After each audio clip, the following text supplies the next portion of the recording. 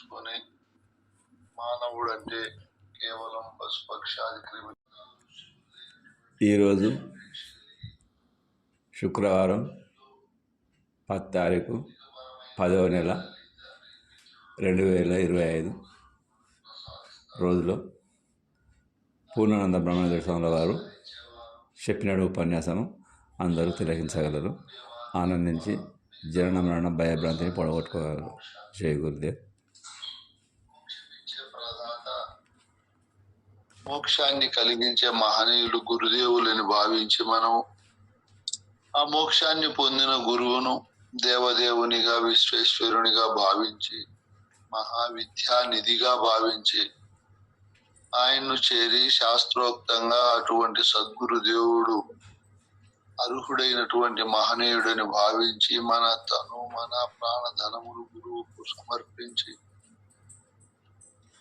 జీవిత పర్యంతము గురువు గారికి స్థానంగా భావ ఆత్మ సేవలు చేస్తూ మనము ముందుకు వెళ్తున్నాం. ఇటువంటి ప్రక్రియలో మనకు తప్పకుండా విజయము కలుగుతుంది. మనము చేసే పనికి ఫలితము లభిస్తుంది. దీంట్లో ఏమాత్రము సందేహము సంశయము పడనవసరం. నిజంగా మనము గురువును చేరి గురువు ద్వారా అనేక రకాల బోధలు విన్నప్పుడు మన స్వరూపము పరమాత్మ స్వరూపమని, అఖండ సద్గురు చైతన్య స్వరూపములో మనము భాగస్వాములం అనేది మనకు తెలియబడుతుంది. వేడి వలన సముద్రములో ఉండే నీరు ఆవిరవుతుంది. దానికి ఆ లక్షణం ఉంటుంది. ఆవిరి మేఘాల రూపములో ప్రపంచంలోని వివిధ ప్రాంతాలకు వెళ్ళి అది చాలా గణనీయమైనటువంటి ఒత్తిడిగా అయినప్పుడు చల్లదనానికి చల్లబడి ఆ వాయు రూపములో ఉండే నీటి రూపకంగా మారి భూమి పైన పడతాది. ప్రపంచంలో అనేక దేశాలలో పడతాది. భారతదేశంలో పడినప్పుడు ఆ నీరు గంగా నది, సింధు, బ్రహ్మపుత్ర, గోదావరి, కృష్ణ, కావేరి అని ఆ నదుల పేర్లు వివిధ పేర్లతో పిలిపించుకుని ఆ నదులలో ఉండే నీరు తిరిగి తమ జన్మస్థానమైన సముద్రానికి పరుగులు పెడతారు. మధ్యలో ఎన్నో ఆటంకాలు, ఎన్నో రకాల మిట్ట పల్లాలు వచ్చిన వాటినన్నీ ఛేదించుకొని సముద్రము చేరే వరకు అది నిలబడదు. ఈ రూపంలో అయినా సముద్రము చేరుతుంది.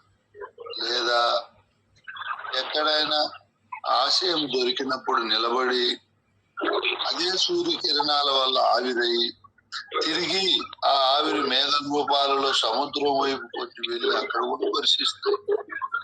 ఏదో రూపమున సముద్రము చేరుకుంటారు.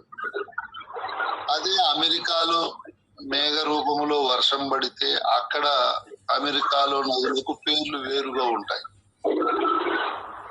ఏదో మిస్సిసిపి, మిస్సూరి ఇట్లా పేర్లు పెడతారు. అక్కడ ఈ మేఘ రూపములో ఉండే నీరే పడతారు. అది సముద్రం చేరతారు. ఆస్ట్రేలియాలో సిడ్నీ అని పేరు పెట్టుకొని ఆ నది సముద్రంలో చేరతారు. ఐరోపాలో నైలు నది, ఇంకా అనేక రకాలు హోయాంగహో ఇట్లా పేర్లతో, డాన్యూబో ఇట్లా ఎన్నో పేర్లతో అవి మళ్ళీ సముద్రమే చేరతాయి. అంటే ప్రపంచంలో ఏ ప్రాంతములో పడినా మేఘ రూపంలో ఉండే నీరు తిరిగి సముద్రాన్నే చేరతారు. నదుల పేరు వేరుగా ఉంటుంది, ప్రాంతముల పేరు వేరుగా ఉంటుంది. అలాగే ఏకస్వరూపమైన భూమి, జలము, అగ్ని, వాయువు, ఆకాశము విభజించే అవకాశం ఉంటుంది. వాటిని విభజన చేయడం, సమిష్టిగా ఉండే ఈ భూతాలను విభజన చేయవచ్చు మనం. 6వ అధిభూతమైన ఆత్మ మనందరి స్వరూపం. అది విభజించబడి ఉంది. ఇప్పుడు ఒకటిగా ఉన్నటువంటి గాలి ఎన్నో ట్యూబుల్లో నింపబడుతుంది. బస్సులు, లారీలు, జీపులు, కార్లు, మరి 2 వీలర్స్, విమాన చక్రాలు, ఎక్కడైనా నింపబడుతుంది గాలి. అయితే ఏ ట్యూబ్ లో ఉన్నా గాలి ఒక్కటే, అది రెండో రకము మూడో రకం ఉండదు. ఒక్క గాలిని విభజించారు. అలాగే అన్ని దేహాలలో అన్ని జీవుల్లో ఉండే చైతన్యమైన పరమాత్మ ఒక్కటే, అది అనేకంగా లేదు. దాని గుణాలు ఒకటే, దాని లక్షణాలు ఒకటే. అది ఆయా ప్రాంతములో ఉండే ఆయా భాషలు, దానికి తగిన చింతలు ఉంటాయి. ఆ కుటుంబము, ఆ భార్య, పిల్లలు, ఆ వ్యవహారం. ఏకంగా చూస్తే ఆ ఆత్మ నవరంధ్రాలతో కూడిన దేహాన్ని ఆశ్రయించి ఉంది. మనలో ఉండే ఆత్మ అలాగే ఆశ్రయించి ఉంది. ఆ ఆత్మ వింటాది, చూస్తాది, అంటాది, తింటాది, స్పర్శ ఎరుగుతాది, అన్ని జరుగుతాయి. మనది అదే పని చేస్తుంది.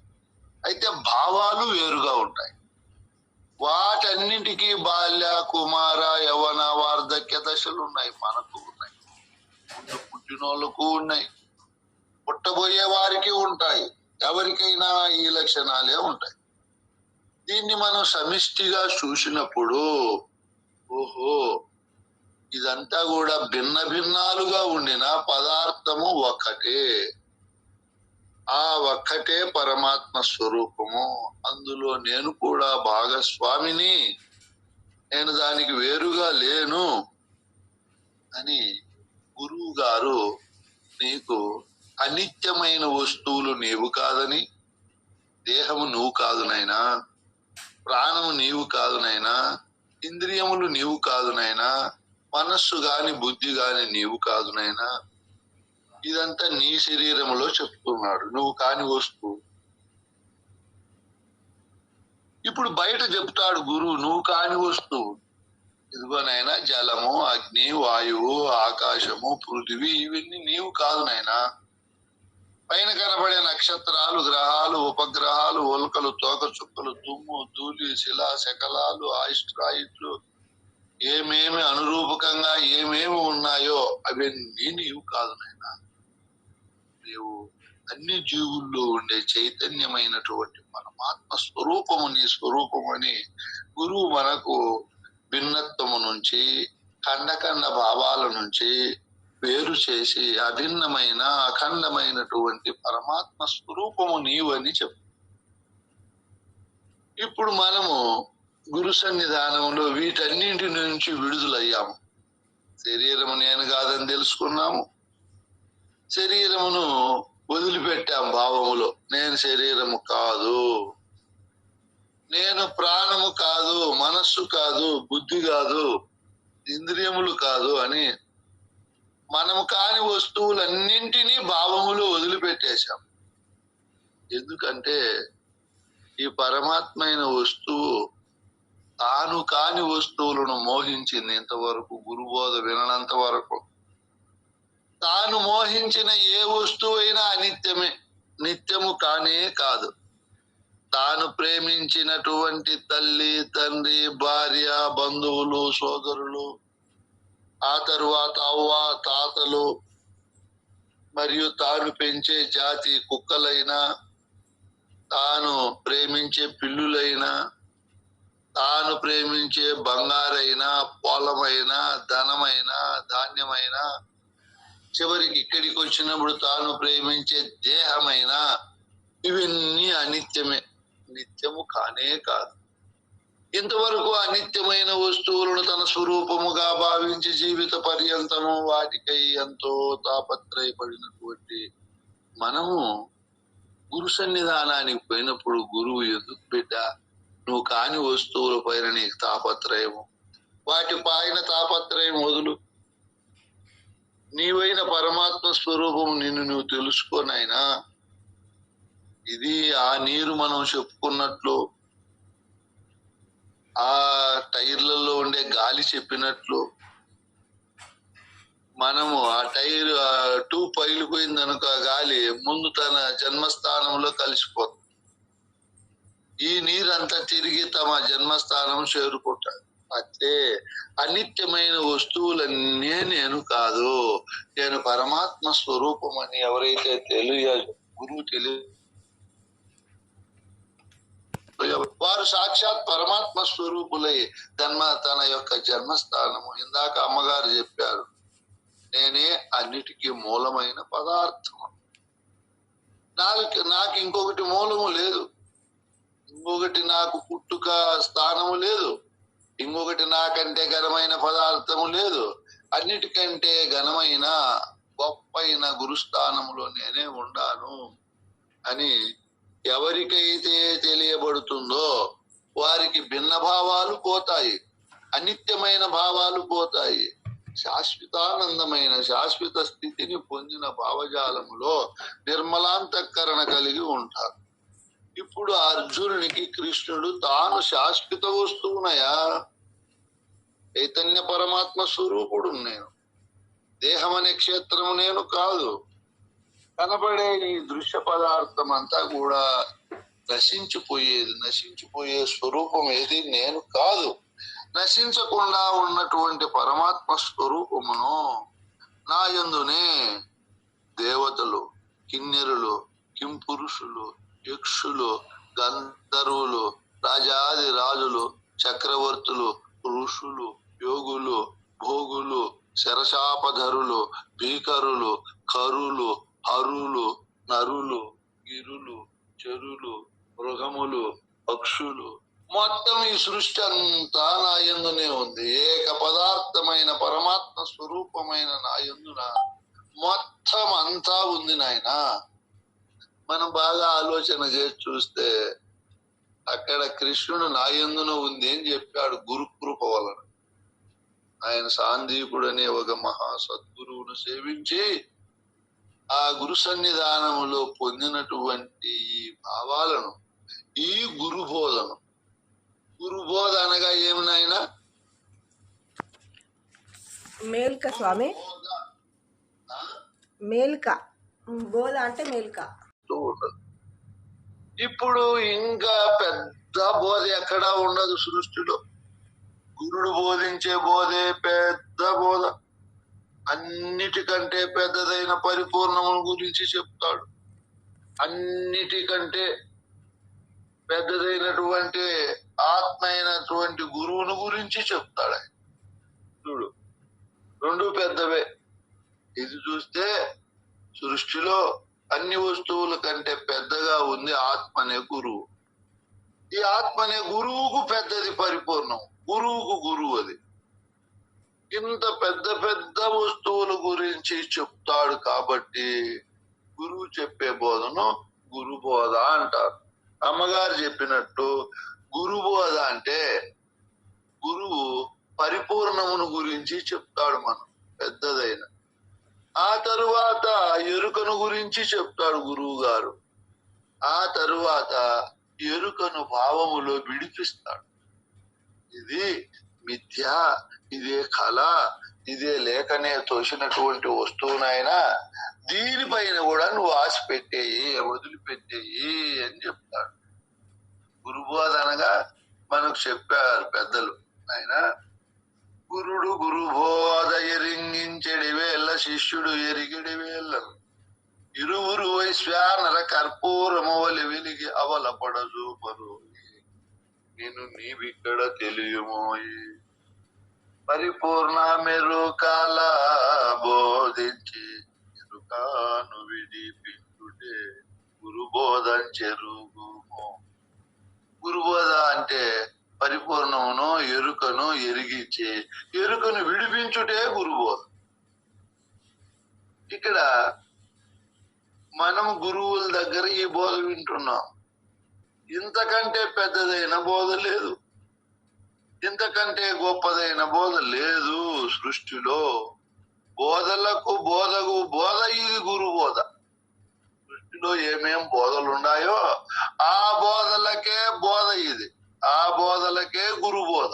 ఈ బోధ, ఆ బోధలన్నీ నేను ఎరుగుండి నయముగా నా గురు బోధను నీకు ఇస్తే అంటాడు గురు. ఏం చెప్తాడో మహానుభావుడు. అన్ని బోధలు ఎరిగానయా. కృష్ణ ప్రభువులు తన జీవితంలో పరువులు పెట్టకుండా ఒక చోట కూర్చొని శిష్యులు పెట్టే భోజనం తిని ఆ మహనీయుడు మనకి పరిపూర్ణ బోధన అందించాడు. ఆయనకు వేరే వ్యాపకము లేదు, భార్య బంధము లేదు, పిల్లల బంధము లేదు, గృహ బంధము లేదు, ఏదో వ్యవహార కార్యక్రమాలంపటా లేదు. మహానుభావుడు నిరంతరము గురునామ స్మరణ, గురుబోధ విచారణే తన హృదయాంతరాల్లో నింపుకున్నాడు. అందుకే ఆయన పెన్ను తీస్తే అన్ని బయటకు వస్తాయి భావజాలం. నన్ను రాయనా కృష్ణ, ఇదిగో నన్ను తీసుకో, నన్ను తీసుకో. మనం మైకు తీసుకుంటే రానే రావు. ఎందుకు రావు చంద్రప్ప స్వామి? సదుద్దేశంతో ఉన్నాం. మన ఉద్దేశము కూడా గొప్పదే, కానీ రానే రాదు. మనకెందుకు పడలేదు అంటే ఆయన సమస్త బంధాలను రోసి నిరంతరము గురువాక్య పరిపాలన దక్షతలో ఉండినాడు మహానుభావుడు. మనము బోధ ఇప్పుడు వింటాము, విన్న వెంటనే మనకు అనేక లంపటలు ఉన్నాయి. పిల్లల లంపట, భార్య లంపట, కర్మకాండలు, ఇవి కాక ఇంకా కొన్ని కొత్త లంపటలు ఉంటాయి. ఏంటివమ్మావి? ఏమవుతున్నారు? వేరే గురువుని ఏమైనా చేరతారా అని తొందరగా వాళ్ళకి అధికారాలు ఇచ్చేయడము, వాళ్ళని జాగ్రత్త, నేను శాపాలు పెడతా భద్రం అనడము, మీరేం గురు పూజలు పెట్టలేదే అనడము, పూజలకే మీరు రారు అనడము, నిరంతరము వాళ్ళపైనే దృష్టి. మహానుభావులు సద్గురువులు. ఈ విధంగా మనకు ఎన్నో లంపటలు ఉంటాయి. ఇవిగా ఇంకా ఒకటి ఉంది, కొత్త లంపట. ఇది చాలా గొప్ప లంపట. ఎప్పుడు ఆ గురువు ఏం చేస్తున్నాడు, ఆ శిష్యులు ఏం చేస్తున్నారు, వాళ్ళు ఎక్కడ పోతున్నారు, ఎలా ఉన్నారు, వాళ్ళ గుణగణాలు ఏమేని నిరంతరము ఇవే చెప్పుకుంటున్నారు. ఇప్పుడు గురు శిష్యులు, ఇప్పుడు గురువు శిష్యుడు కలిస్తే బోధ సామాన్యంగా చెప్పుకోరు. మొన్న అక్కడ పూజ జరిగింది స్వామి, నేను పోయింటి స్వామి, ఫలానాళ్ళు వచ్చినారు స్వామి, వాళ్ళు ఒకరికొకరు ఇట్లా మాట్లాడుకున్నారు స్వామి, ఒక గురువు ఇట్లా బోధ చెప్తే ఇంకో గురువు కోపగించుకున్నాడు స్వామి, అక్కడ భోజనాలు బాగలేవు స్వామి, సమయ పాలన లేదు స్వామి, మనం చేస్తే బలి బాగా చేస్తాము స్వామి అని శిష్యుడు గురువు దగ్గరికి వచ్చి ఆయన బోధను రోజులు, నెలలు, సంవత్సరాలు చెప్తారు. రోజులు, వారాలు, నెలలు, సంవత్సరాలు చెప్పి గురువు హృదయాన్ని వాళ్ళు విషయాలంపటలేకి దించుతారు. మళ్ళీ ఈ గురువుకు అదే అంటు రోగం అవుతుంది. శిష్యునికి ఏ రోగం ఉందో గురువుకు ఆ రోగం అవుతుంది. మళ్ళీ గురువు చెప్తాడు, నాయనా నేను మొన్న పూజకు పోయాను, పోతాను, నాకు ఇంత మర్యాద చేశారు. ఒక శిష్యులు, ఒక గురువు శిష్యులు మాకు చెప్పారు, ఏమినైనా గురువును వదిలిపెట్టారు మీరు, ఎందుకు? ఆయన గురువే కదా, మరి ఇన్నేళ్ళు సంవత్సరాలు, 20 సంవత్సరాలు కలిసిమెలిసి ఉన్నారంటే స్వామి, 20 ఏళ్ళ సంవత్సరాల కాలంలో మాకొక్క ఎప్పుడు నేను ఆ పూజకు పోయింటే అని, పోయినప్పటి నుంచి ఆయన తిరిగి వచ్చే వరకు ఎన్ని గంటలు వ్యవహారం జరిగింటే అన్ని గంటలు మాకు చెప్తాడు రాత్రంతా. మేము అట్లనా స్వామి, ఇట్లనా స్వామి అని ఆ మాటలు విననే సరిపోయా, పని కూడా వదిలేస్తే ఇట్లా డబ్బు సంపాదించలేకపోతుంది, అట్లా బోధను సంపాదించలేకపోయినాము, అందుకే ఇంక వద్దు ఈ దరిద్రమైన వదిలేసినాము స్వామి అని. గురువులు బోధ కంటే ఇవే ఎక్కువ. తన డంబాచారాలు, తనకు జరిగిండే గౌరవ మర్యాదలు, ఆడ 10 రూపాయలు జరిగింటే ఇంకా 990 రూపాయలు కలిపి 1000 రూపాయలు డంబాచారాలు చెప్పుకునేది. ఇది చెప్తే ఏం సుఖమో, శిష్యునికి ఏం చెప్పాలి? హృదయ గ్రంథి విడుటకై సదయత ఈ బోధ జల్ప జనదా గురుడైన తరువాత శిష్యుని హృదయములో ఉండే అనేక రకాల విషయాలను వాడు ఎన్నో జన్మల నుంచి ఉంచుకొని ఆయన, ఇదిగో ఈ సబ్జెక్టు నేర్చుకో, ఆ బ్రహ్మస్వామి వాళ్ళు ఏదో గ్రూపులు పెట్టారు, జూములు. ఆ చంద్రప్ప స్వామికి ఇదే మంత్రం, చెప్పండి నేర్చుకోండి, చెప్పండి నేర్చుకోండి. కలవరంలో కూడా వాళ్ళ కొడుకులు ఆశ్చర్యపోతాడని, నేర్చుకోండి అని లేస్తాడంట పైకి. చెప్పండి అంట కలవరంలో కూడా వాళ్ళ భార్య కూడా ఆశ్చర్యపోతాం. సంసారం చింతలే ఏమి అంత బాధపడుతున్నాడు మహనీయుడు, సకల సులక్షణ సంయుతుడు. ఆయన అన్ని గొప్ప లక్షణాలలో ఇది ఒక లక్షణం, నేర్చుకోండి చెప్పండి అని. దాన్ని మనం పాస్ చేస్తామని మనం దానిపైనే భావం పెట్టాలి. సాయంత్రం మళ్ళీ ఆ దేవమ్మ జూమ్ క్రియేట్ చేసింది సబ్జెక్టు, మంచి అవకాశము. మహా మేధావులు ఉన్నారు ఆ సభలో. అట్లా మేధావులకు నేను చెప్తే వాళ్ళు ఎంత ఆనందపడతారు. చంద్రప్ప స్వామి 100 కోట్ల శ్రోతలకు సమానం. బండి చక్రపాణి స్వామి 150 కోట్లకు సమానం. రెడ్డప్ప స్వామి 200 కోట్లకు సమానం. బ్రహ్మస్వామి 1 కోటికి సమానం అని చెప్తే మేము ఎంత ఆనందపడతాం. మీ భూములు అడుగుతున్నామా, మీ భోగభాగ్యాలు అడుగుతున్నామా, పోనీ మీ సేవ ఏమైనా అడుగుతున్నామా? చెప్పండి, విచారించండి, తపస్సు చెయ్యండి, ప్రపంచ విషయాలు వదలండి, వద్దు మనకవి. ఎప్పుడు మనమైతే తపస్సు చేస్తామో ఈ బోధ కోసం, అప్పుడు కృష్ణ ప్రభువులు హృదయ జాలములో నుంచి బయటకు వచ్చినట్టు మనం చెప్పబూనితే భావాలన్నీ వస్తాయి. నన్ను తీసుకో, నా కోసం తపస్సు చేశావు నాయనా, నువ్వు నన్ను మర్చిపోతావా? నువ్వు మర్చిపోయినా నేను బయటకు వస్తానని అవే వంతులు వారిగా వస్తాయి, పోటీ పడి. సంపాదించుకునేది ఎక్కడ పోతుంది? సంపాదిస్తే కదా మనము చెల్లు ఫోన్ పట్టుకోవడము, లేదా ఇతర విషయాలు మాట్లాడము. ఈ బ్రహ్మ విద్య అంటేనే ఈ మనసుకు అబ్బబ్బా మళ్ళీ పోస్ట్ పోన్ చేస్తుంది. రేపు చదువుకుందాంలే, ఇంకొక రోజు చెబుదాంలే. నేను ఆ చంద్రప్ప స్వామి చెప్పండి అంటే, స్వామి రేపు చెప్తాలే అనేది. రేపటి వరకే గ్యారెంటీ అనేది. ఎవరు ఇచ్చినారు మీకు గ్యారెంటీ? మీ గురువు ఇచ్చినాడా? మీ అమ్మ మీ నాయన ఇచ్చినారా? ఎవరు ఇచ్చినారు నాయన? రేపు మర్నాడు గ్యారెంటీ. ఇప్పుడు చెప్పమంటే చెప్పేయాల. గురువాకి పరిపాలన చేయం మనం. ఏదో ఒకటి పొడి మాటలు చెప్పండి. నేను గురువు దగ్గర చేరితే నా భాగ్యమే భాగ్యము. ముందు ఏదో దేవతలను ఆరాధించుకుంటా ఉండి మనం పెట్టుకోండి దేవతలను. గురువు అంతటా ఉండే దేవుణ్ణి చూపారు నాకు, నేను చూశాను బయలును. అబ్బా ఎంత ఆనందం అయిపోయిందో నాకు. మీరు ఆనందపడి బయలును చూసి అది గుర్తుల్లో పెట్టుకుంటే ఈ మాటలు వస్తాయి. మీరు అది కూడా మర్చిపోయింటాం మనం. ఎట్లా వస్తాయి ఆ మాటలు?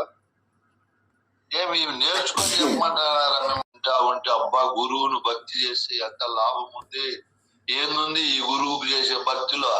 తలనీలాలు ఇచ్చేది ఉందా? బాణం పట్టేది ఉందా? యాటలు కొట్టేది ఉందా? పొర్లు దండాలు పెట్టేది ఉందా? పోనీ ఇంకా వేరే కాలయాపన జరిగి ప్రయాణాలై అలిసిపోయి అక్కడ ఏమన్నా దర్శనం చేసేటివి ఏమన్నా ఉన్నాయా? జపాలు, తపాలు, యజ్ఞయాగాది క్రతువులు ఏమీ లేవు. ఆయన ఎంత సులభం రా. గురువు అంతటా ఉండే దేవుణ్ణి చూపిస్తాడు. మనం చూసాము, మన భాగ్యమే భాగ్యము. ఇట్లా మాటలు అట్లా అంతటా ఉండే దేవుణ్ణి చూపించిండే గురువు కూడా అట్లా దేవునితో సమానమేనని భక్తి చేయాలి. ఈ పరిపూర్ణ బోధలు అతి సులభమైనది వ్యవహారం భక్తి. ఈ భక్తికి కడ్డీలు అవసరంలే, కర్పూరం అవసరంలే, టెంకాయ కొట్టే పనిలే, అసలు తమలపాకులు కూడా పెట్టే పనిలే. గమ్మున గురువు దగ్గర కూర్చుంటే వాళ్ళే బోధ చెప్తారు, వాళ్ళే భోజనం పెడతారు, ధర్మాలు ప్రబోధిస్తారు, ఛార్జీలకు ఇస్తారు, శాలవలు కప్పుతారు, పూలహారాలు వేస్తారు. ఏముంది బా, ఎంత సులభంగా ఉంది ఇది. ఇట్లా గురువును భక్తి చేసేది ఎక్కడా లేదు ప్రపంచంలో. ఆహా, ఈ గురువుకు పనికిరాని వస్తువులు ఇచ్చేది. మళ్ళా శరీరమో గురువుకే, ప్రాణమా గురువుకే, మనస్సా గురువుకే, ధనమా గురువుకే. ఇవేమి సత్యమా, శాశ్వతమా, విలువైనవా? పైసాకు విలువ లేనివి ఇచ్చేది. నిర్మలంగా బోధ వినేది నాయన. ఇట్లా ఇచ్చిన వస్తువులతో ఈ శరీరం ఇచ్చాము, శరీరంతో ఇంకా వ్యభిచారం చేయకూడదు, మందు తాగకూడదు, దొంగతనాలు చేయకూడదు, అబద్ధాలు చెప్పకూడదు, అన్యాయం చేయకూడదు, మోసం చేయకూడదు. నేను మా పిల్లోనికి ఒకరికి నిన్న హోంవర్క్ ఇచ్చిన, నాయన మీ విద్యార్థికి ఉండవలసిన లక్షణాలు రాసుకొని రా నాయన అని. వాడు 20 లక్షణాలు రాసుకొచ్చిన. నేను ఆశ్చర్యపోయినా, అబ్బా ఈడు పులిరాని. 20, 1 కాదు 2 కాదు. మీ అమ్మ చెప్పినా మీ నాయన చెప్పినా ఎవరు చెప్పలా సార్ అని. అయితే చెప్పరు, ఇప్పుడు చూస్తామంటే మొత్తం దానికి ఇంకా మసాలా పెట్టి చెప్పా. వాడు 7 ఏళ్ళే, వాడి పేరు మోక్షిత్. నేను ఆశ్చర్యపోతే అబ్బా ఏమి మెదడింది అని. ఇట్లా వాడే చెప్తా ఉంటే 7 ఏళ్ళ పిల్లోడు 20 పిల్లోళ్ళకు ఉండే మంచి లక్షణాలు చెప్పరా అంటే, వాడు ప్రొద్దున్న నుంచి రాత్రి పాడుకునే వరకు వాడు విద్యార్థి ఏం చేయాలని అన్ని చెప్పేసి. ఇప్పుడు మనం విద్యార్థులం గురువు దగ్గర చెప్పేకేం తప్పుంది? చెప్పమంటే శ్లోకం ఉందా? ఇప్పుడు నేను చెప్పిండే మాటల్లో ఏమన్నా పద్యం ఉందా? స్వానుభవమే. ఇంకా ఇట్లా చెప్పుకుంటా పోవచ్చు. ఈ శరీరం గురువుకి ఇస్తే ఏమీ లేదు. ఇట్లా తప్పు పనులు చేయకపోతే ఎవరికి మేలు కలవతమ్మ తల్లే? నాకే మేలు స్వామి. కఠినంగా మాట్లాడుతూ ఉంటే ఆమె బోధ ఏమి చెప్పలేకనుండే. ఇప్పుడు బోధ ఎంత బాగా చెప్తుంది, నోరు ఎంత గురుగీతలు తిరుగుతాయి, ఎవరు నేర్పించినారేమో అని నీకు కీర్తి వస్తుంది, గురువుకు కీర్తి వస్తుంది, ఇద్దరికి కీర్తి వస్తుంది. నువ్వు అట్లా సద్గుణాలతో ప్రకాశిస్తే నీ కొడుకులు, నీ కూతుర్లు, నీ బంధు బాంధవులు నిన్ను చూస్తానే చల్లపడతారు, ఆనందపడతారు, అమృత తుల్యమైన భావజాలాలతో నిండిపోతారు, ఆహ్లాదపడతారు, ప్రహ్లాదపడతారు, విశేషమైనటువంటి తృప్తి పడతారు. ఎన్ని రకాల వాళ్ళల్లో మార్పు వస్తుంది. మనం ఈ విధంగా ఉండాలి. ఇంకా గురువుకు ప్రాణం ఇచ్చాము, ఇది ఎప్పుడు పోతుందో. నీటి మీద బుగ్గ వంటిది, మెరుపు వంటిది, ఉరుము వంటిది, పండిన ఆకు వంటిది, పండిన పండు వంటిది, ఏటు ఒడ్డున మాను వంటిది, మునగ కొమ్మ వంటిది. కాసిన మునగ కొమ్మ ఎప్పుడు ఇరిగిపోతాదో చెప్పలేము. కల వంటిది, నీటి బిందువులు దాచుకుంటే ఎట్లనో అటువంటిది. మేఘముల వంటిది, ఎప్పుడు కురిసిపోతాయి నీళ్లు, ఎంతసేపు ఉంటాయి మేఘాలు పైన. ఇట్లా మీరు ఇంకా 50 చెప్పాల.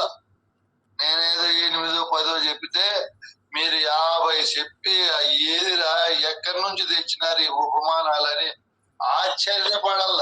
పట్టు చీర వంటిది, మనం తిన్న ఆహారం వంటిది, మనం పీల్చిన గాలి వంటిది, మనం తాగిన నీరు వంటిది, మనం పోయిన నిద్ర వంటిది. ఎప్పుడు మెలకు వస్తాదో ఎవరికేమి తెలుసు నాయనా. మనం కట్టిన పట్టు చీర వంటిది, ఎన్నాళ్ళు ఉంటుంది దానిపైన ప్రేమ.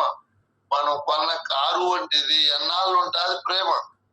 ఈ విధంగా ఇది శాశ్వతం కాదు. కాబట్టి ఉన్నప్పుడే ప్రాణం ఆరోగ్యంగా హుషారుగా ఉన్నప్పుడే గురువాక్యాలు వినాలి. మనము ఆ ప్రాణాన్ని కూడా జాగ్రత్తగా పెట్టుకోవాలి.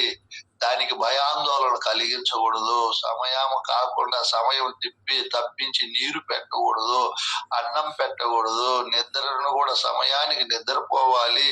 ఇవన్నీ మనం గురువుకి ఇచ్చే ప్రాణాన్ని కాపాడుకునే చిట్కాలని చెప్పి ఆ విధమైన దానితో ఉండాలి. మనం ఇట్లా మిమ్మల్ని బోధ చెప్పమంటే మీ సొంతంగా ఆలోచన చేసి, గురువుకు మనసు ఇచ్చామునైనా ఇంకా మంది కాదు కదా మనసు.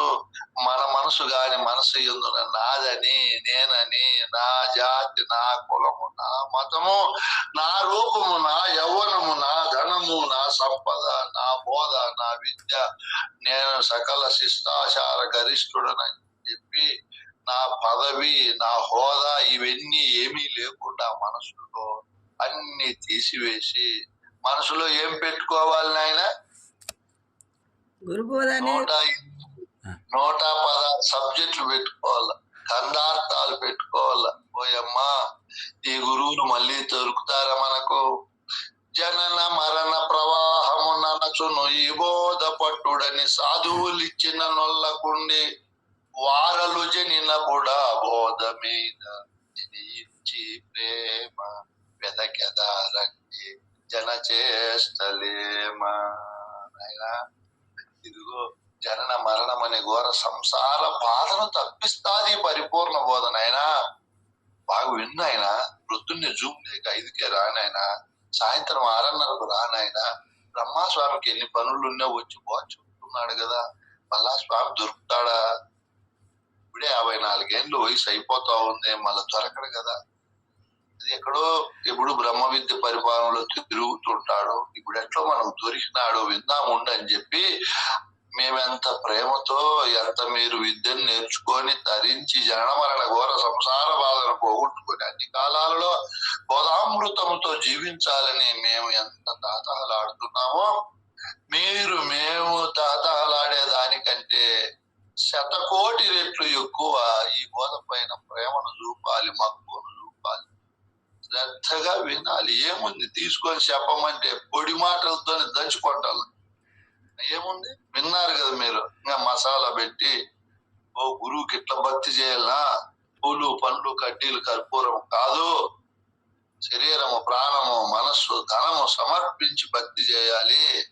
ఏముందిరా, ఇట్లా సమర్పించిన తరువాత మీకు పంచపూజలు నోటికి రాకపోతే పోనీలే, ఏముంది, శరీరంలో 5 జ్ఞానేంద్రియాలతో ఎప్పుడు గురువే, గురు బోధలే చెవులతో వినాల, గురువు ఉండే చోటుకే పోవాల. ఈ చర్మంతో కూడిన శరీరం గురువుని ఎప్పుడు కళ్ళతో చూస్తా ఉండాల, ఎప్పుడు ఋషులు గురు బోధనే రుచించాలి, ఎప్పుడు అదే శ్వాసగా ఉండాలి. ఇట్లా మీరు మార్చి చెప్పాల. అవి నేర్చుకోకపోతే ఓన్లే ఇవి ఇవి అంతరేంద్రియాలు పుష్పముతో సమానం. పుష్పం ఎట్లా వాసన ఉంటే విలువ ఉంటుందో ఈ బోధ అనే వాసనతో కూడి ఉండాలి అని చెప్పి ఇంకా సమాన వ్యాన ఉదాన ప్రాణ అపాన వాయువులు గురువుకు సమర్పించాము. ఇదిగో సమాన వాయువు ఎట్లుంటుంది, వ్యానవాయువు అట్లుంటుంది, ఉదానము ప్రాణం అపానం పలానా చోట్లుండి పలానా పనులు చేస్తాయి. వాటికి సరైన పద్ధతిలో మనం వ్యవహారం చేయాలి, లేకపోతే శరీరాన్ని అంతా వాయువులు పాడు చేస్తాయి అని ఇట్లా ఇట్లా చెప్పాలి. అందుకే గురువు దయామయుడై శిష్యులను వేరే మార్గాలలో వేరే సమయాన్ని దుర్వినియోగం చేసే వ్యవహారాల్లో పెట్టకూడదు.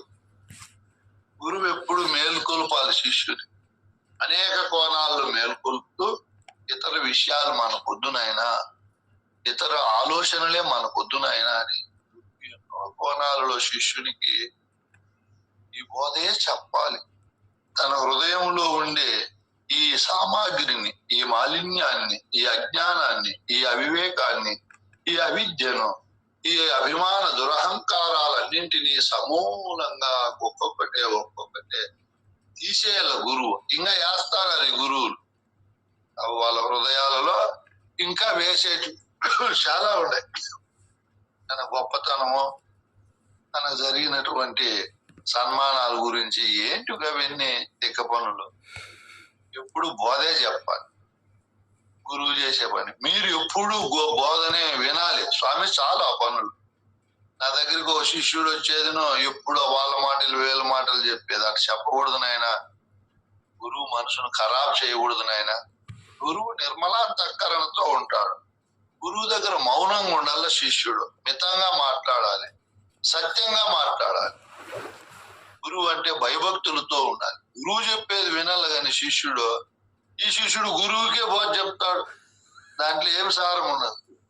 నేను ఒక రోజు 3 నోట్సులు ఇచ్చే, నాయన రాసేయి, తీరుకునేవాడు చదువుకుంటా, రాసి పెట్టే, నువ్వు బాగా రాసేయి కదా, నేను కదా బుక్కులు రాసి ప్రింట్ చేసినట్లు నువ్వు రాసేయి, నేను చదువుకుంటా తీరుకున్నావు. ఆ కమలక్క కూడా భలే చెప్తాది ఆ విషయాలు ఈ విషయాలు. ఒక రోజు A4 సైజ్ బండలు ఒకటి చేతిలో పెట్టి రాసేక, నువ్వు ఇప్పుడు నాకు తీరిక లేదు, స్కూల్ పోవాల, వస్తానే బోధ చెప్పాల, ఆ బుక్కులు రాయాల, ఏమేమో చాలా పనులు ఉన్నాయి. నువ్వు చెప్పే వాళ్ళ విషయాలన్నీ ఎవరెవరు చెప్తానో ఆయన హెడ్డింగ్ రాసేయి. కృష్ణారెడ్డి గారి విషయాలు, పురుషోత్తమ రెడ్డి కుటుంబ విషయాలు, పూర్ణానంద రెడ్డి కుటుంబ విషయాలు, సబ్ హెడ్డింగ్ రాసేసి కింద ఎన్ని పేజీలన్నా రాయి. నేను తీరుకున్నప్పుడు చదువుకున్నాను. ఇప్పుడు తీరికలేదు. నీ పుస్తక రూపంలో ఉంటాయి, బాగుంటాయి రాసి. ఇప్పుడు ఒక్క మాట చెప్పదు నాయన. నేను మాట్లాడితే ఆ బుక్ చూపిస్తా. అట్లా వాళ్ళు వచ్చి ఎవరెవరో విషయాలు చెప్తారు. ఏమిటికి నాయన? మీరు కూడా గురువుల దగ్గరకు వచ్చినప్పుడు చెప్పకూడదు. రేపు అధికారులు అనధికారులు సబ్జెక్ట్ వచ్చినప్పుడు మీరు ఆశ్చర్యపోతారు, ఇట్లుండాలి నా గురువుల దగ్గర అని అన్ని వస్తాయి. అధికారి అయిన శిష్యుడు, ఈ బోధకు అధికారి అయిన శిష్యుడు గురువుని ఎలా సేవించాలి, గురు సన్నిధానంలో ఎలా ఉండాలి, గురు బోధన ఎలా వినాలి, ఇవన్నీ మీరు ఎప్పుడు వినండరు. ఒకసారి వింటే మళ్ళైనా గుర్తులో పెట్టుకొని అట్లా మనం మసుకుంటాం. అధికారి అయిన శిష్యుడు గురువునే మేల్కొల్పుతాడు. గురువు ఒకవేళ పొరపాటున విసిగి వేసారి ఒకవేళ వక్ర మార్గాల్లో ప్రయాణం చేసినా, ఈ బోధను వదిలి వేరే భావజాలాల్లో ఉండినా ఈడు శిష్యుడు మేల్కొల్పుతాడు. సశిష్యుడు గురువు. గురుదేవా చాలు ఇంకా మాటలు, ఇదిగో నాకు ఈ సందేహం వచ్చింది. తండ్రి గురువు సంబోధన చేస్తే గురువు జుట్లో ఎంట్రుకలు ఊసిపోతాయి. మీరు తప్ప ఎవరయ్యా నాకు మోక్షాన్ని కలిగించే మహని? మీకంతా మీకు తెలియదు. మీరు ఆంజనేయ స్వామి వంటి గొప్ప గొప్పవారు. మర్చిపోయినారు మీ శక్తిని. కూర్చొనైనా గురుదేవా ఇదిగో మంచినీళ్ళు తాగుతావా, తింటావా అని కోసి పెట్టి పాదాలు ఒత్తు గురువుకి ఎందుకు పాదాలు వచ్చేది? శిష్యులు కట్లు పోయి మోసినాడా, నీళ్లు మోసుకొచ్చినాడా, గురువుకు ఉండే గర్వం అణిగిపోతాది. అబ్బా వీళ్ళు నాకు పాదాలు వచ్చి సేవ చేస్తున్నారే, మా కొడుకులు వస్తలా, కూతుర్లు వస్తలా, చేసుకోండి భార్య కూడా వస్తలేదే, అసలు వాళ్ళు అసహించుకుంటారే, వీళ్ళు వచ్చి వాళ్ళ కాళ్ళ పైన పెట్టుకొని ఒత్తుతున్నారే అని అక్కడ ఎవరికో విష్ణువు పాదాలు వచ్చి గర్వభంగం చేస్తాడు. వారి పాదాలలో ఉంటది నేననే అహంకారం నిండుకొని వచ్చేస్తాడు. దాన్ని ఎవరికి నాయనా? అది నా వ్యక్తిగత విషయం. నేను ఆయన కాళ్ళు ఒత్తితే ఏమి, ఆయనకు ఏం చేసుకుంటే అది ఆయన వ్యక్తిగత విషయం. ఎమ్మకేలపో భార్యకో ఎమ్మనేమన్నా బాధ పెట్టి ఎమ్మ పాదాల పైన కొడితే అలిగి వచ్చేయాల. ఆయన చేతుల్లో ఆయన ఇష్టము. అదేదో సినిమాలో ఒకటి ఉండాలి, నేను మొన్న చూసి అది నవ్వుకున్నా. ఈ అల్లు అర్జున్ ఒకరి దగ్గర ఏదో పని చేస్తా అంటారు, అదేదో ఎర్రచందనం. ఆ పిల్లోడు బయట కూర్చొని కాలు మీద కాలు వేసుకొని టీ తాగుతా ఉంటాడు. ఇంకొక అతను ఆ ఓనర్ కింద పని చేసి వచ్చి, అయ్యో ఓనర్ లోపల ఉంటాడు తీసి అట్లా గర్వంగా కూర్చోకూడదంటే ఆయన చెప్తాడు, ఈ కాలు నాదే, ఈ కాలు నాదే, ఈ కాలు పైన నా కాలే వేసుకున్నా, నా కాలు నెత్తిపోయి ఆయన కాలు మీద ఏమన్నా వేసినానా, నా చేతం నాకు ఇచ్చే నేను ఇంటికి వెళ్ళిపోతా, ఇట్లా వాళ్ళ దగ్గర నేను పని చేయలేనని ఆయన డబ్బులు ఆయన ఇప్పించుకొని వెళ్ళిపోతాడు. ఈ లక్ష్మీదేవమ్మకు ఆయన చేతులు, ఎవరు చేతులు అవి? నీ చేతులా ఏమన్నా? విష్ణువు చేతులు. ఆయన చేతులతో ఆయన కాళ్ళు ఎవరువో ఒత్తుకున్నాడు, తప్పేముందే? నీ చేతులతో వస్తామని అంటే అప్పుడైనా నువ్వు అలిగి వచ్చేయచ్చు. అలిగి వచ్చేసా ఆ విష్ణువు అప్పుడేమో చేసినాడు కానీ మళ్ళీ వెంటనే భార్య లేకుండా క్షణకాలము తట్టుకోలేకపోయాడు. ఆ వైకుంఠం వదిలేసి అడవులంతా తిరిగి తిప్పలు పడి ఆ కథ చూడండి, వెంకటేశ్వర స్వామి మహత్యము అని చదవండి, బలి బాగుంటుంది తమాషా. అంత పెద్ద విష్ణువు దేవుడు తన భార్య ఆడుండేది కనుక్కోలేడని ఆయన మన సమస్యలు ఎట్లా కనుక్కొని తీరుస్తాడు. అయినా మన వాళ్ళు పోయి ఆయన పెద్ద కోటీశ్వరుని చేసేసి, ఆంధ్ర రాష్ట్రంలో ఎవరినైనా పెద్ద కోటీశ్వరుడు వెంకటేశ్వర స్వామి.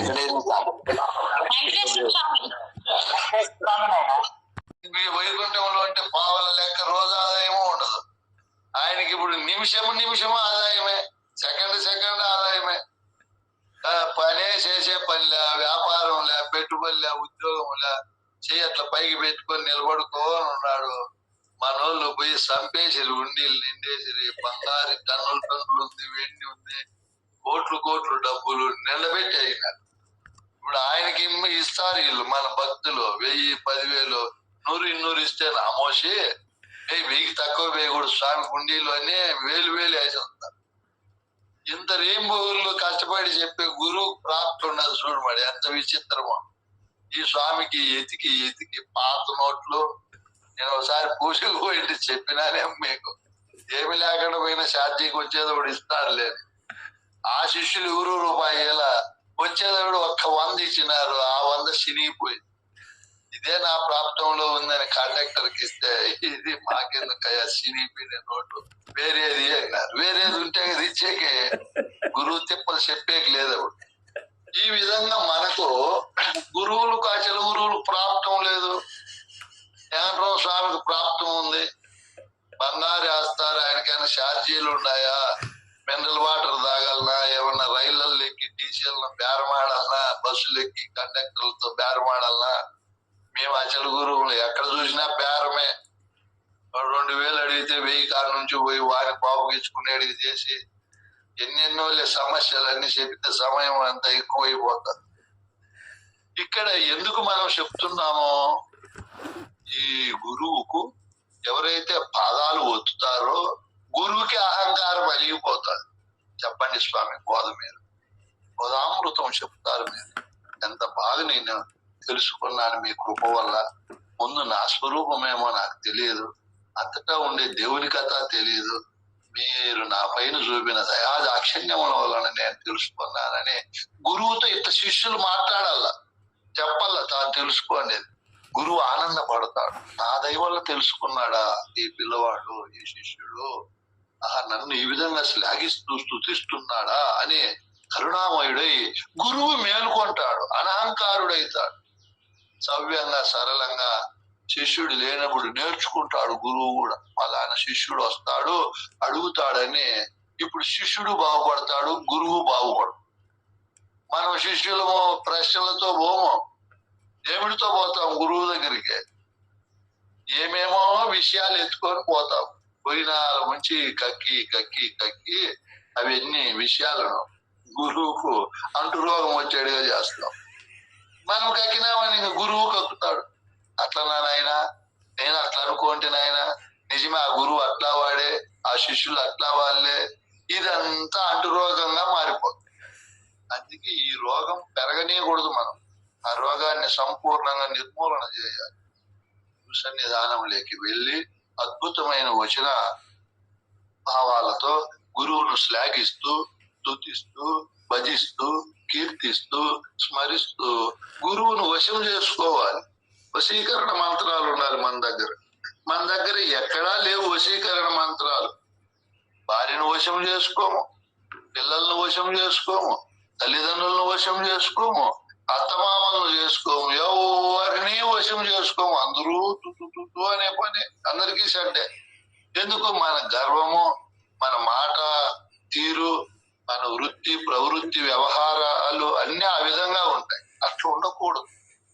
గురువు దగ్గర చేరి గురు విద్యను అభ్యసించే మహనీయులు ఎవరైనా సమస్త జనులను వశము చేసుకునే మాట, వ్యవహారము, ఆకర్షణ, అద్భుతమైన ప్రేమ, క్షమ గుణము అన్ని కలబోసి ఓతప్రోతంగా మనము సంపూర్ణ ఒప్పుల కుప్పతో వ్యవహారం చేయాలి. అందుకే శాంతం ఉండాలి, ఓర్పు ఉండాలి. ముఖ్యంగా నోటికి బేగం వేసుకోవాలి.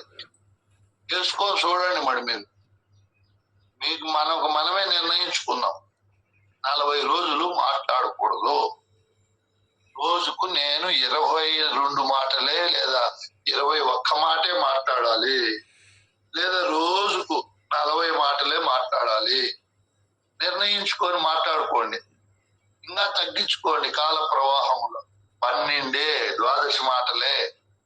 ఏమండి అన్నం పెట్టండి, ఏమండి ఏం సరుకులు కావాలి, ఏమండి నాతో మీకేమైనా పని ఉందా, ఇంతే. మళ్ళీ ఏం మాట్లాడకూడదు. ఎందుకంటే మన దేహంలో మనం తినే తిండి శక్తిగా మారి మాట రూపంలో చాలా నశించిపోయి జబ్బులు పాలవుతాం. వదరబోధుల మాట పనికిరాదు. ఎప్పుడు మాట్లాడు, మౌనంగా ఉండాలి. సభలకు వచ్చిన మాటలే. నిన్న నేను గమనించిన పౌర్ణం పూజకు వచ్చినారు మా భక్తాదులు, గుంపులు గుంపులు కూర్చున్నారు, మాట్లాడుకుంటున్నారు యోగక్షేమాలు. ఇవన్నీ వదిలేసి మళ్ళా జరిగిపోయినట్టు పట్టుకున్నారు.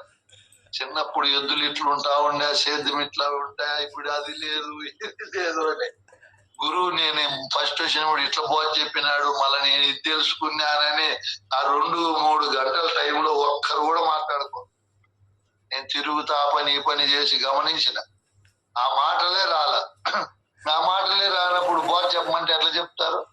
అది చెప్పమంటే చెప్తారు.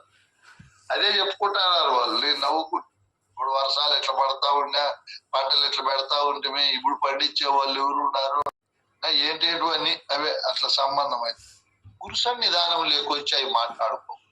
మనం గురువు దగ్గర ఎందుకు చేరినామమ్మా మనం గురువు దగ్గర? మన అజ్ఞానాన్ని దూరం చేసుకోవడానికి చేరినామయ్యా. మన అజ్ఞానము అవివేకము అన్ని దూరం చేసుకొని మనకు పాపాలు అన్ని పోగొట్టుకొని పుణ్యవంతమైన జీవితం జీవించాలి అని గురువు దగ్గరికి వచ్చాం. ఇక్కడికి వచ్చి కూడా మళ్ళా ఆ పాపం పనులే చేస్తే ఎట్లా నీకు పుణ్యం వస్తుంది, మోక్షం వస్తుంది, ముక్తి వస్తుంది, నువ్వు చెప్పినట్లు జ్ఞానం వస్తుంది నాయన? అజ్ఞానం ఎట్లా పోతుంది? అది అజ్ఞానం పోవాలని గురువు దగ్గరికి వచ్చినాము. మళ్ళీ అజ్ఞానం పనులు చేయకూడదు కదా. గురువు ఉండే ఆశ్రమము పరంధామం. నేను అది కూడా చెప్పుకున్నా, నేను డబ్బా కొట్టుకుంటాను, చెప్పుకోకూడదు. ఆయన ఈ ఆశ్రమం పరంధామం, ఇదే స్వర్గము, ఇదే కైలాసము, ఇదే దైవలోకము, ఇదే వైకుంఠము. ఇంతకు మించింది లోకం మీకు ఉండదు నాయన. ఇక్కడ పవిత్రంగా ఉండాలి. చూడు ఎర్ర పూలు ఎన్ని రకాలు ఎంత మనకు స్వాగతం పలుకుతున్నాయో. నిర్మలంగా మీరు మీ పుట్టినీళ్ళు అనుకొని బాగా తినండి, బాగా కావలసినంత బోధ వినండి. బోధ వినేది మీకు ఇబ్బంది అయినప్పుడు హాయిగా నిద్రపో. మా శిష్యులు నిద్రపోతున్నారు, ఇప్పుడు మేము బోధ చెప్పకూడదని గురువే బుద్ధి తెచ్చుకుంటాడు, మసులుకుంటాడు. మా గురువు దగ్గర భయపడి నిద్ర వచ్చినా ఆపుకొని మీరు మాకు బిడ్డలు, మా సొంత బిడ్డలు నిద్రపోతే మేము అమ్మయ్య నిద్రపోతున్నారు, ప్రశాంతంగా ఉండారా? నాకు అట్లా సంతోషం. మా శిష్యులు నిద్రపోయినా నేను దండించను. బుద్ధి లేదా, నిద్రపోతానవా, లేచి విను బోధ. అమ్మా నిద్రపోయినారు మా బిడ్డలు, అంతకంటే సుఖము, అంతకంటే యోగము, అంతకంటే ధ్యానము, అంతకంటే భజన, అంతకంటే శ్రవణం ఇంకేముంటుంది? నిర్మలంగా ఉంటుంది నిద్రలు. మళ్ళా మెలకు వస్తే వినండి, నాకు తప్పదు చెప్పేకి. మేము మీ యోగక్షేమాలు బాగా పాడతాము. ఇంకా మీరు గురువు ఇట్లా భావించినప్పుడు మీరు మళ్ళీ కూడా చెప్పారు, మీరు ఎంతో పుణ్యవంతులు, మీ కర్మ లంపట లేదు, కార్య లంపట లేదు, పైసా ఖర్చు లంపట లేదు, ప్రయాణాలు లేవు. ఇట్లా బోధ చెప్పే వాళ్ళు ఇట్లా కవ్వించి ఉపమానాలు ఉపమేయాలు ఇన్ని కోణాలలో ఇంకా మీకు దొరకడు. భవిష్యత్తులో రాసిస్తాయి ఈ యథార్థము. ఎవరు చెప్పేవాళ్ళు మీరు 100 కోట్లు ఖర్చు పెట్టినా చూసుకోబోండి కావాలండి. మళ్ళీ ఎప్పుడైనా ఫోన్ చేసి స్వామి నువ్వు పలానా రోజు ఇట్లా చెప్పావు, నీ మాట అసత్యము, మీ నాయనట్టోళ్ళు చెప్పేవాళ్ళు ఉన్నారు పలానా వాళ్ళు అని చెప్పండి, నేను తల ఉంచుతాను. గురుశక్తి అట్లా ప్రబలంగా ఉండి అన్నిటినీ నేను చూసి చెప్తున్నా. ఇట్లా దగ్గర మనం సోమరితనంగా ఇట్లా గురువు దగ్గరకు వచ్చినప్పుడు వేరే వేరే రాజకీయాలు, వ్యక్తిగత విషయాలు. నా శిష్యులు ఉన్నారు, ప్రియ శిష్యులు, ఆదిలక్ష్మమ్మ, పద్మమ్మ, ఇట్లా మహాతల్లులు వస్తారు. వచ్చి నాలుగు నుంచి చెల్లిపోనే మాటలు. గురువుని ఏమైనా అడుగుదామో తెలుసుకుందామో అనేదే లేదు వీళ్ళకు. ఎప్పుడు మాటలే. అది వదిలేసి ఇంకా వేరే వాళ్ళ కథలు. ఫోన్ లేదనుకో వేరే వాళ్ళ మాటలు నాకే చెప్పించాలి అని ఇంగిత జ్ఞానం ఉండాలి కదా నాయన. ఉండాలి ఇంగిత జ్ఞానం ఉండి. గురువు గమనిస్తా అంటాడు అన్ని. నవ్వుతానాలే మా గురువు తెగ గురువు అనుకోకూడదు. గురువు అంటే మీకు ఇంతమందికి బోధ చెప్పి ఇంతమంది మేధావులను ఏకాగ్రతగా ఇన్ని నిమిషాలు ఇన్ని గంటలు చెక్కు చెదరకుండా మీ మనసును రంజింపజేసే గురువు తెలివి ఎంత అమోఘంగా ఉంటుంది, ఫలప్రదంగా ఉంటుంది. గురువు తెలివి స్వార్థంగా ఉండదు, ప్రయోజనంగా ఇతరులకు హితాన్ని కలిగించేటట్టు ఉంటుంది. అంత అద్భుత బహుముఖ ప్రజ్ఞాశాలి అయి ఉంటాడు గురువు. చూస్తానే కనపెడతాడు వాళ్ళ ముఖాన్ని, వాళ్ళ యొక్క శరీరాన్ని చూస్తానే గురువు. మా గురువు ఉండే సుబ్రాయుడు స్వామి మనిషిని చూస్తానే కనపెడతా ఉంటాడు. 2 మాటల్లోనే వాళ్ళ బోధ ఎంత అని కనుక్కుంటా ఉంటాయి. 2 మాటలు. గురువు ఎవరు నాయన అంటాడు మెత్తగా. వాళ్ళు పలానా వాళ్ళు మా గురువు స్వామి అంటారు. మీకు ఏ విధంగా సూచన చేశాడు నాయన మీ గురువు అంటాడు. మంత్రాలు ఏం చెప్పాడు అంటాడు. అంతే. వీళ్ళ కథ ఇంత అని పక్కన పెట్టేస్తాడు. గురువులు కనుగొంటారు. మీరందరూ గురువు దగ్గరికి వచ్చి గురు బోధను, గురువు సాక్షాత్ పరమేశ్వరుడు, మహావిద్యానిధి, ఆయన బోధలో కల్పవృక్షము, కామధేనువు, నాకు ఏది కావాలంటే అది ఇస్తాడు. నా కోపానికి తగిన బోధ చెప్తాడు, కోపము లేకుండా చేస్తాడు. నా అహంకారానికి తగిన బోధ చెప్తాడు, అహంకారం లేకుండా చేస్తాడు. నా ఆశకు తగిన బోధ చెప్పి ఆశ లేకుండా చేస్తాడు. నా గర్వానికి తగిన బోధ చెప్పి గర్వం అంచేస్తాడు. నా అవిద్యకు తగిన బోధ చెప్పి నా విద్యను పెంపొందింపజేస్తాడు. నా అజ్ఞానానికి తగిన బోధ చెప్పి నా అజ్ఞానాన్ని పారద్రోలుతాడు. నాకు యథార్థ స్వరూప జ్ఞానాన్ని తెలియజేసి స్వరూపము కాని దాని నుంచి నన్ను మరలుస్తాడు. ఏ కోణములో ఫలప్రదమైన బోధన అందించి నన్ను కార్యోన్ముఖునిగా చేసి కార్యసిద్ధిని కలిగిస్తాడు గురువు అని. గురువు పైన అంత అసంచల విశ్వాసము, భయము, భక్తి. గురువు అంటే ఇంకా రెండవ దేవుడు ఉన్నాడని గాని, రెండవ వస్తువు ఉందని గాని ఏ విధమైనటువంటి భావము లేకుండా అతి అద్భుతమైన గురు భక్తి. నాకు మా శిష్యుల్లో శంకరెడ్డి అని ఒక అతను ఉన్నాడు. అతి అతి అద్భుతమైన గురు భక్తి. గురువు తినే వరకు తినడం, గురువు స్నానం చేసే వరకు చేయడు, గురువు నిద్రపోయే వరకు నిద్రపోడు, గురువు చెప్పేది వింటానే ఉంటాడు నోరు తెరుచుకొని. నిజం చెప్తా ఉంది. గురువుతో సమానంగా ఎట్టి పరిస్థితుల్లో గుర్తాడు. ఎక్కడ కనపడిన గురువుకు నమస్కారం చేస్తాడు, అహంకారం లేకుండా. అట్లా అభిమాన రహితమైన పద్ధతిలో గురువు సన్నిధానం లేకొస్తే ఫోన్ మాట్లాడకూడదు. ఫోన్లు అక్కడ పడేయాలి. ఏముంటాయి పల్లా పూలు. ఎందుకు రావాలి గురువుల దగ్గరికి?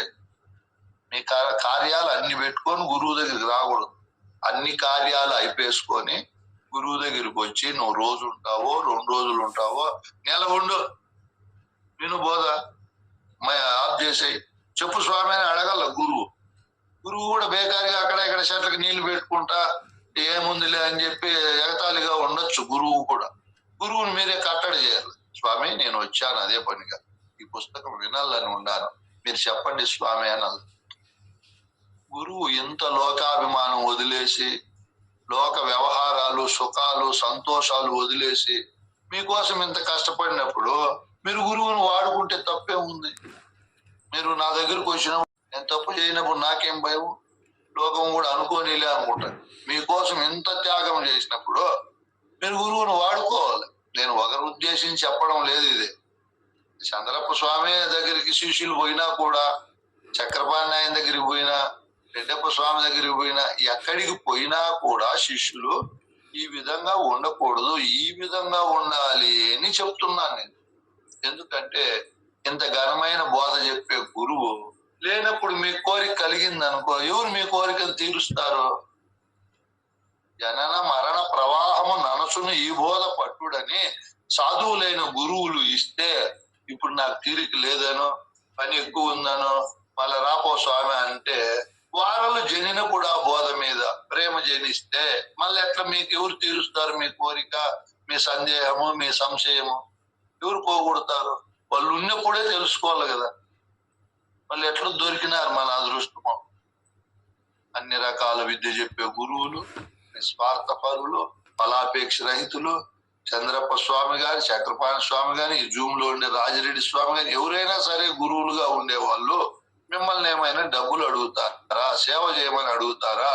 ఎంత మీ క్షేమాన్ని కోరుతున్నామో ఇవన్నీ శిష్యులైన మహనీయులు గుర్తించాలి. గుర్తించి సమయాన్ని దుర్వినియోగం చేయకుండా గురువును మేలుకొలుపుతూ తాను మేలుకొంటూ బోధ ప్రయోజనాలు సంపూర్ణంగా మనం అనుభవించాలి. అట్లా అనుభవిస్తున్నారు కదా ఈ గ్రంథంలో కూడా. మీరు చూడండి, అక్కడ యుద్ధ రంగము, ఎంతో వేల మంది, లక్షల మంది సైనికులు ఉన్నారు, ఏనుగులు, గుర్రాలు ఉన్నాయి, భీకరమైన శబ్దాలు ఉన్నాయి, ఏమేమో జరుగుతున్నాయి. ఎన్ని జరిగినా శిష్యుడైన అర్జునుడు పరమాత్మైన గురువు ఏం చెప్తున్నాడు దాన్ని బాగా శ్రద్ధగా వింటున్నాడు, దానికి తగినట్లు ప్రశ్నలు అడుగుతున్నాడు, విద్యను తెలుసుకుంటున్నాడు. ఏమన్నా వాళ్ళు సపరేట్ గా ఆశ్రమాలకు పోయి సృష్టికి దూరంగా ఎక్కడో నదీ తీర ప్రాంతాల్లో పర్ణశాలలు నిర్మించుకొని బోధ చర్చించుకున్నారు భగవద్గీత కాదు. మీరు కావాలంటే అన్ని గ్రంథాలు చూడండి, ఎక్కడ చర్చించుకో. పార్వతుల్లో గురుగీతలు చర్చించుకున్నారు, ఎక్కడ చర్చించుకున్నారు? శ్రీకృష్ణ రుక్మిణి సంవాదము, కృష్ణుడు రుక్మిణి ఎక్కడ చర్చించుకున్నారు, సీతారామాంజనేయ సంవాదం ఎక్కడ చర్చించుకున్నారు, రాముడు ఆంజనేయుడు సీతమ్మ, యోగ వాసిష్టము రాముడు వశిష్ఠుడు ఎక్కడ చర్చించుకున్నారు, కృష్ణ ప్రభువులు గురువు శిష్యుడు కందార్థాలు ఎక్కడ చర్చించుకున్నారు. ఏదైనా చూడండి, గృహస్థాశ్రమంలోనే ధర్మాలన్నీ పాటిస్తూ సవ్యంగా ఆచరిస్తూ ఏ సమయంలో ఏ పని చేయాలని ఆ పని చేసుకుంటూ మనందరము కూడా కర్మోన్ముఖులము కావాలి కానీ కర్మ వినుర్ముఖులము కాకూడదు. నాకు ఇంకా ఆ పని ఎందుకు, లేనిరు కదా ఈ పని ఎందుకు, ఇట్లా తేలిగ్గా ఉండకూడదు. ఎవరెవరు కర్మ వాళ్ళు చేయాలి. చేతనైతే ఇతరులకు కూడా కర్మలు చేసి పెట్టాలి. మన పనింట్లో ఏం భార్య పాత్రలు గడగాలని ఏం రూల్ ఉంది? దమ్మిడి పని లేదు, ఖాళీగా ఉన్నాడు చంద్రప్ప స్వామి. 4 పాత్రలు గడిగితే తప్పేముంది? మగోడు ఆ పని చేయకూడదు అని ఎవరు రాసి పెట్టినారు? అమ్మ వంట చేస్తా ఉంటుంది, కసు నూపితే తప్పేముంది?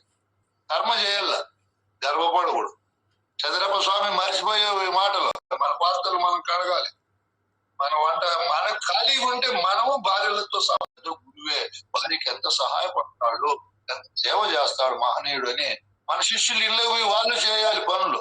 ఖాళీగా తినేది, చెప్పుకుంటా ఉండేది, పిచ్చుకుంటా, ఇదే పనే. ఈ పని వదలాలి, ఖాళీగా ఉండకూడదు. ఏదో కర్మ చేయాలి, కర్మలోనే బోధన అధ్యయనం చేయాలి. ఎంత డబ్బులను నీళ్ళే కర్మ చేయాలి, ఆదర్శంగా ఉండాలి, మంచి పనులు చేయాలి. 10 మొక్కలు నాడదాం, నీళ్లు పడదాం, తప్పేముంది? మంచి వాతావరణం ఉంటుంది, గాలిలో ఆక్సిజన్ వస్తుంది. నాకెందుకు లేనిరు కదా అని అన్నిట్లో మళ్ళా ముందు ఉంటాడు వాడు. ఎట్లా పనుల్లో లేనిరు కానీ అట్లా ఉండకూడదు. ఆదర్శమైన కర్మలు చేయాలి, సకల జనులను సంతోష పెట్టాలి, తృప్తిపరచాలి. మన బోధన మనం మరవకూడదు. అన్ని కోణాల్లో హుషారు ఉండాలి. నాకు కూడా మా ఊరోళ్ళు అంటారు, బ్రహ్మస్వామికి భలే ఆశ ఎక్కువ, గురువు అయినా కూడా ఖాళీగా ఉండనే ఉండడు, ఎంతో యాపన చేస్తాడు, మళ్ళా బోర్ వేస్తాడు, భూమి కొంటాడు, చెట్లు పెట్టాలంటాడు. ఏమంది ఎంత ఆశ, గురువుకి ఆశ ఉండొచ్చు. నవరే ఎర్రొల్లారా, అది ఆశ, ఇది కర్మ. మా గురువు కర్మం చేయమన్నాడు, బాగా కర్మేంద్రియాలను వినియోగించమన్నాడు, సత్కర్మలు చేయమన్నాడు. ఆయన ఎరిగే శరీరం ఏమి లేదని వాడు కర్మిగాడు, అతడు దుష్కర్మిగాడు, దుష్కర్మలు చేయడు.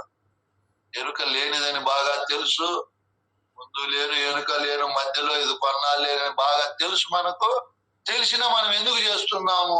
చేయాలి, ఆదర్శం. ఖాళీగా ఉండకూడదు. 10 రోజులు పెడతాడు, 12 రోజులు పెడతాడని అందరూ విమర్శ చేస్తారు. వాళ్ళ కథ వదిలేయి 20 రోజులు పెట్టి 20 రోజులు ఎడతెరిపి లేకుండా బోధ విచారించడం ఎంత గొప్ప యజ్ఞం అది. ఒకరు పట్టుకొని లేదా ఇద్దరు పట్టుకొని వచ్చిండే 1000 మంది పట్టుకో వదుకొని ఫలిస్తుంది కదా. అది తప్పేముంది? ఇంకా మనకి మోదముతో ప్రొద్దు పోగొట్టాలి కదా. మనం ఎవరి మాటలు లెక్క చేయమో, ఎంత దూషణ భూషణలు వచ్చినా నవ్వుకొని వదిలిపెడతాం. మన పని మనమే చేసుకుంటాం. ఆ విధంగా చేసుకుంటూ ముందుకు పోవాలి.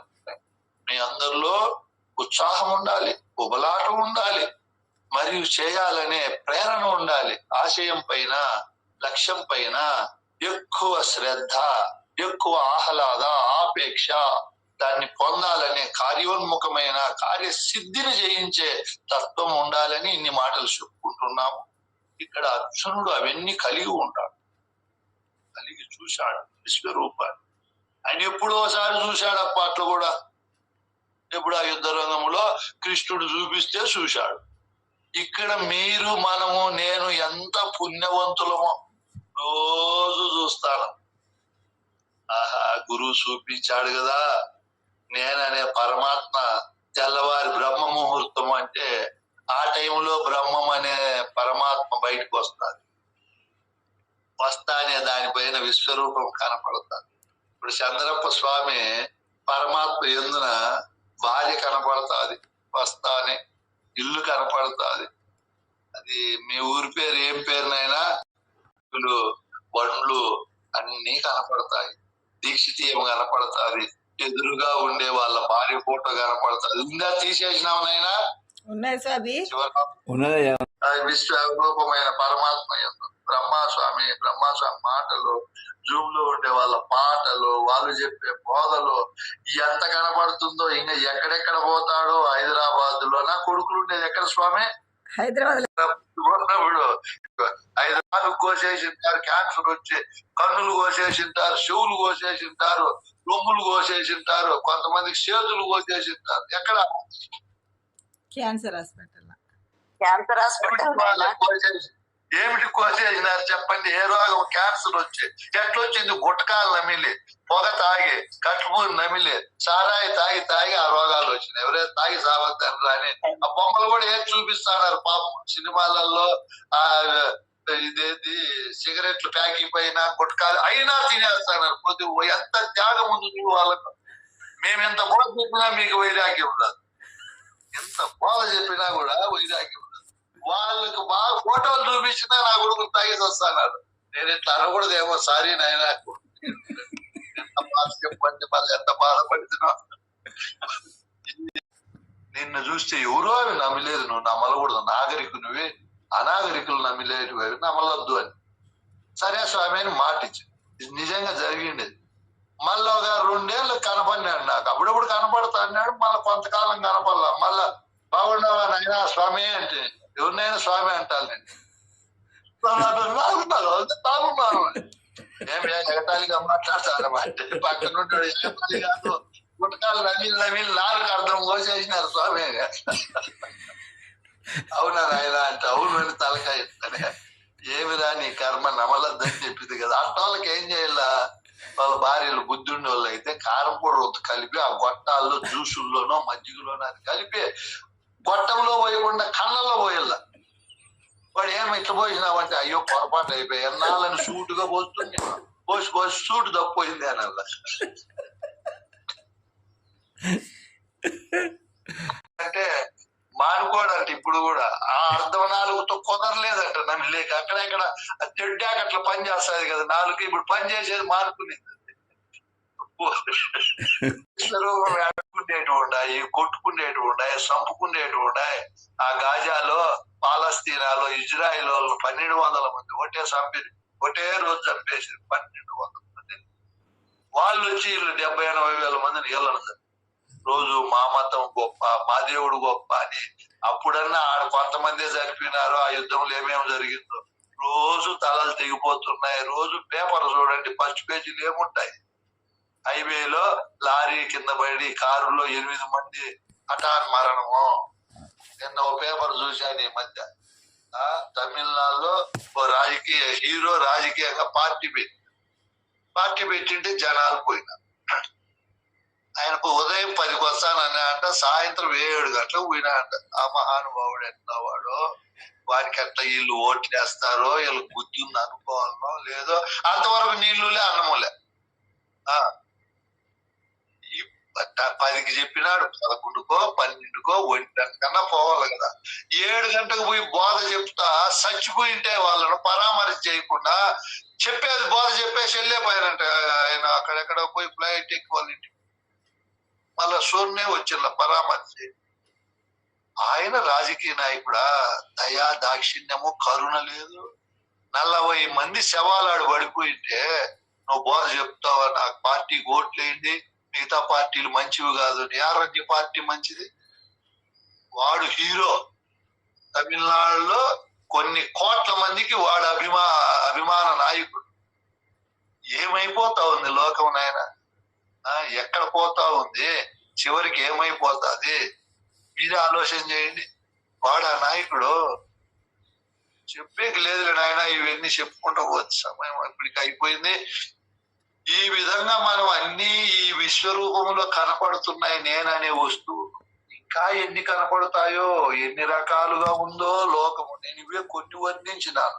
సమయం ఇస్తే 1 నెల వర్ణిస్తా, రేపు కూడా చెప్పమని నీవే చెప్తాను. కొత్త రకంలో నేననే ఎరుక ఎందునా ఆయనకు అంత భయపడుతున్నాడు అర్జునుడు. ఏదో 1 గంట 10 నిమిషాలు కూడా చూసిందా. రోజు చూసా మనకెంత విసుగు రావాలా. కొంతమందికి విసుగు వచ్చి ఇంకా చూడలేక అడవులకి వెళ్ళిపోయినారు మహానుభావులు. గురువులు కూడా మాకు వద్దు అని మానేసిన. చెప్పేది వద్దులే నాయన, ఈ నాయన విశ్వం నాయన తాళి కట్టే ముందు నన్ను ఇష్టం ఓ సమయంలో ఒకటి రాత్రి ఇంకా అలిసిపోతాది ఈ పరమాత్మ, ఇంకా ప్రదర్శించలేదు.